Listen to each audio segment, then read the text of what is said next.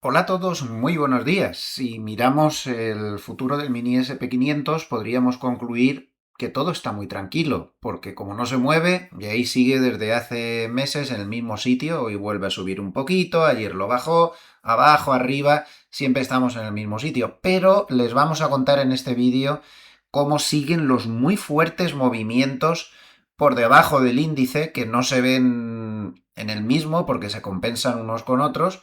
Las muy fuertes rotaciones ayer se volvieron más violentas y también hablaremos de cómo el dato de empleo de ayer finalmente no soy el único que dice que no se lo cree ni el que asó la manteca. Quédense que este vídeo les va a interesar. Vamos a contarles bastantes cosas interesantes y de las que no se suelen comentar en la prensa. Muy buenos días a todos, bienvenidos, les habla José Luis Cárpatos y esta es nuestra crónica de apertura de la sesión de hoy, jueves 12 de febrero. Empezamos a grabar a las 8:33 de la mañana, hora de Zúrich, 2:33 de la madrugada, hora de Nueva York.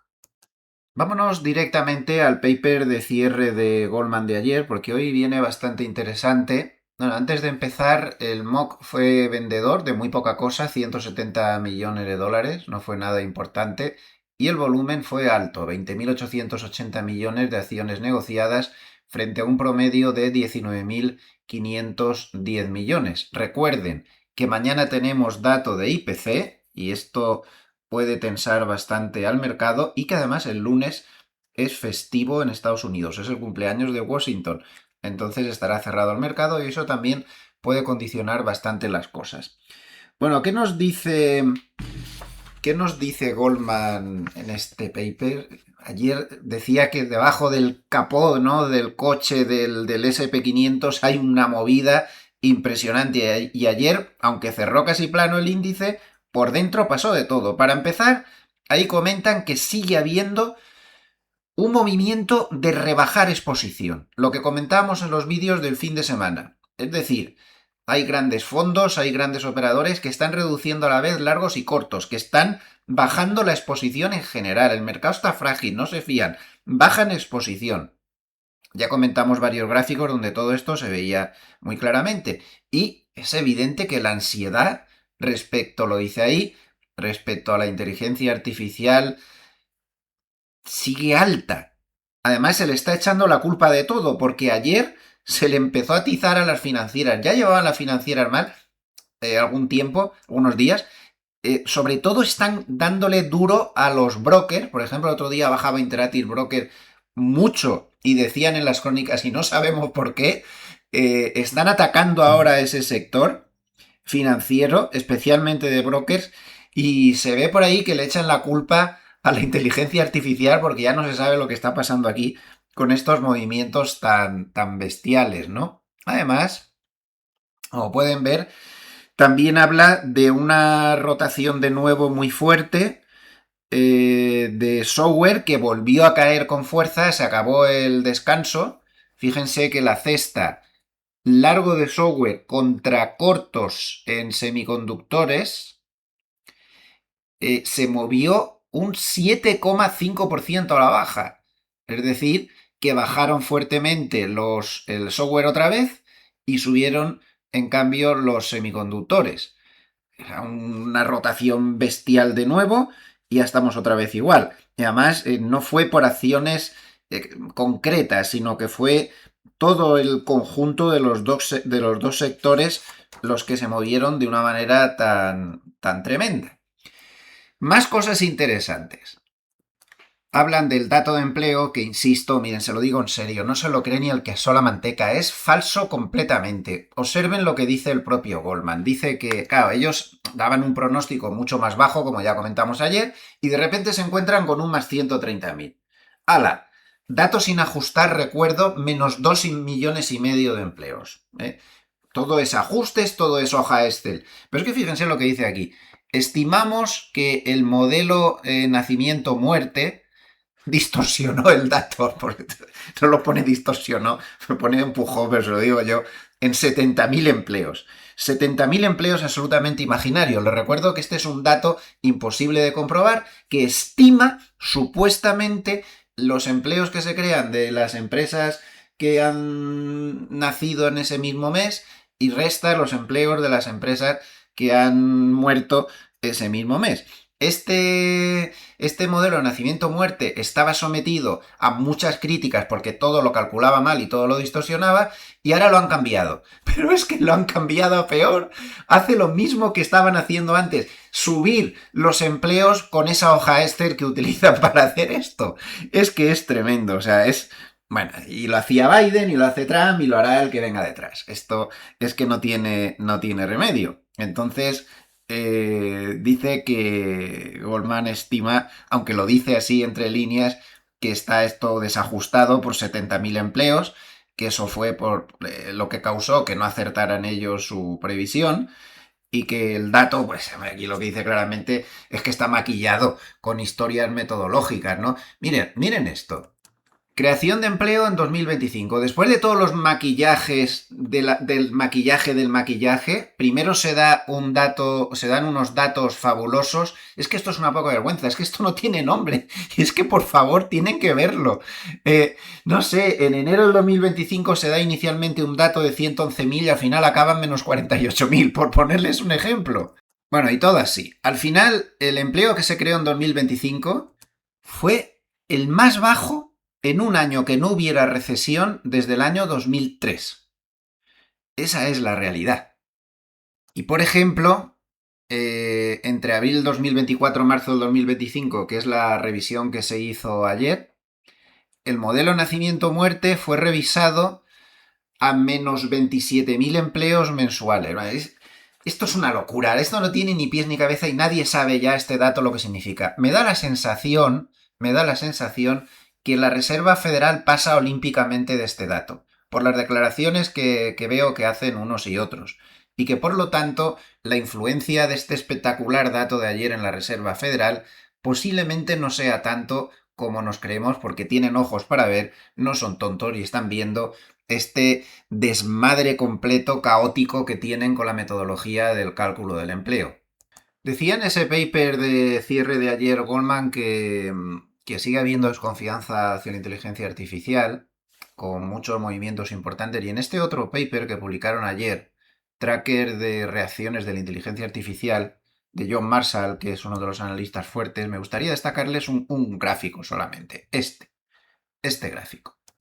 Aquí tienen la reacción de valores normales en azul oscuro de hiperescaladores, es decir, Google, Microsoft, todos estos, de proveedores de inteligencia artificial en gris, y en azul más oscuro de empresas que usan la inteligencia artificial para aplicaciones y demás.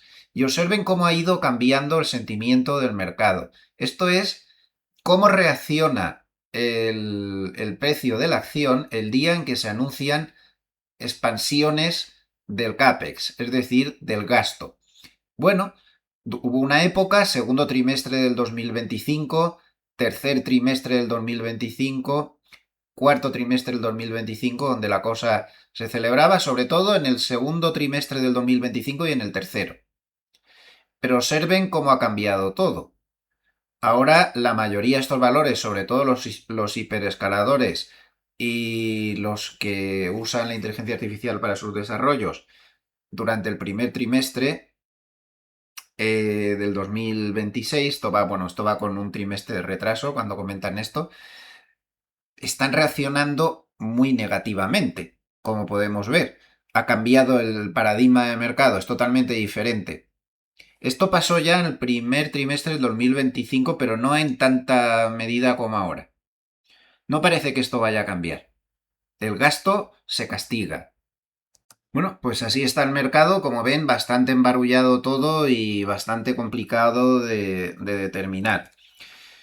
Ayer Trump volvía a hablar de los aranceles, dio un discurso en el cual comentaba que el déficit comercial se había reducido notablemente gracias a los aranceles, y también dijo que poco más o menos que los aranceles estaban siendo un río de dinero que entra en la economía y demás. Pero eso no es así como lo dice el gobierno. Ya lo he comentado muchas veces y lo vamos a ver de nuevo con un nuevo estudio que ha publicado JP Morgan. Fíjense porque va exactamente en la misma línea de otros estudios que ya les he presentado en los vídeos.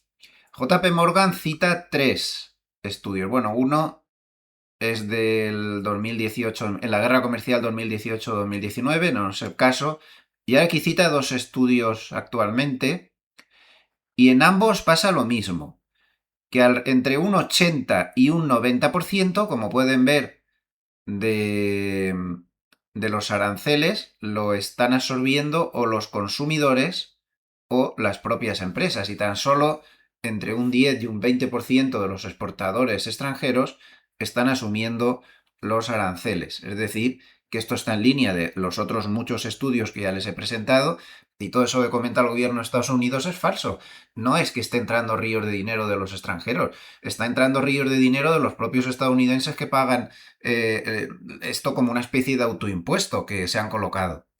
Ahora, eso sí, también tiene una segunda lectura que en este caso es favorable. Aparte de que se están dando un tiro en el pie realmente, de momento el pase a los consumidores está siendo menor que en la guerra comercial del 2018-2019.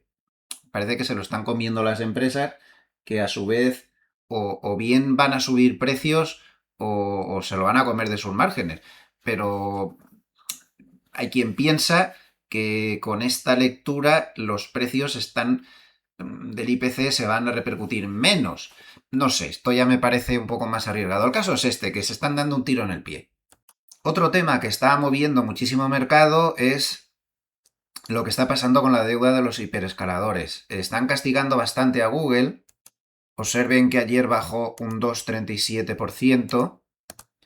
Y que lleva ahí un par de días, bueno, unos cuantos días que no va bien desde la publicación de sus resultados, pero los últimos 2 días ha bajado más. Y es que no ha sentado bien la deuda que ha tenido que emitir, 32.000 millones de dólares de golpe, en francos suizos, en libras, en dólares, lo ha hecho en varios tramos. Y, por ejemplo, también ha emitido una cantidad más testimonial de deuda a 100 años. La última vez que alguien emitió deuda a 100 años dentro del sector tecnológico fue en 1997 Motorola. ¿Y saben lo que mostró eso? Que Motorola estaba en la cúspide de su ciclo, y lo que mostró esa emisión a 100 años fue un exceso de confianza, y al muy poco tiempo cambió el ciclo y Motorola entró en una fase de declive. Siguen pagando los intereses de los bonos, tenían un cupón de un 5 y pico, estos de Google del 6 y pico, lo siguen pagando, una cantidad no muy alta, pero los bonos han perdido bastante en cotización y Motorola pues ya no es lo que era. ¿Esto podría significar exceso de confianza y que Google a partir de ahora será menos? No sé, no creo. Son situaciones diferentes, pero no deja de ser paradójico esto. Y el caso es que el mercado está mosca con tanta deuda de los hiperescaladores.